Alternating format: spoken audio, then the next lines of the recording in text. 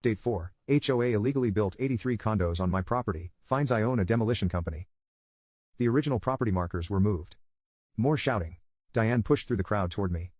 You can't do this, my daughter just bought one of those units. She's pregnant with my first grandchild.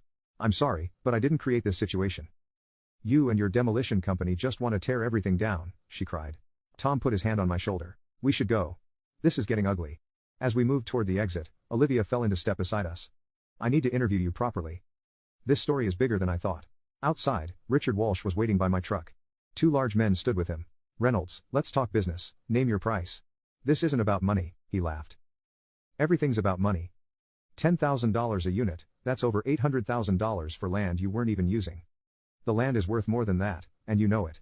Fine, $1 million cash, walk away, forget the forgery allegations. The mention of cash payments in front of witnesses showed how confident he was in his power. I shook my head, see you in court. As we walked away, one of Richard's men called out, think about your demolition business, Reynolds.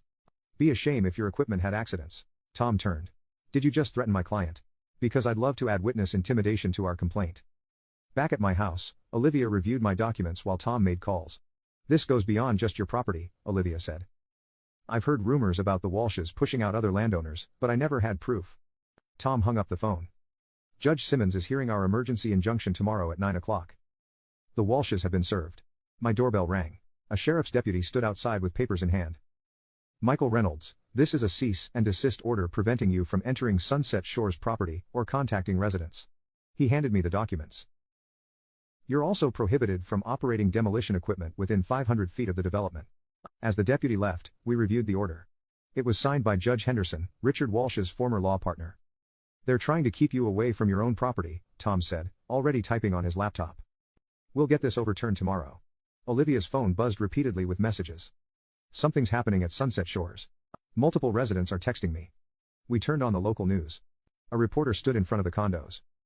Breaking news from Sunset Shores, where residents have just been informed that their homes may be in jeopardy due to a property dispute.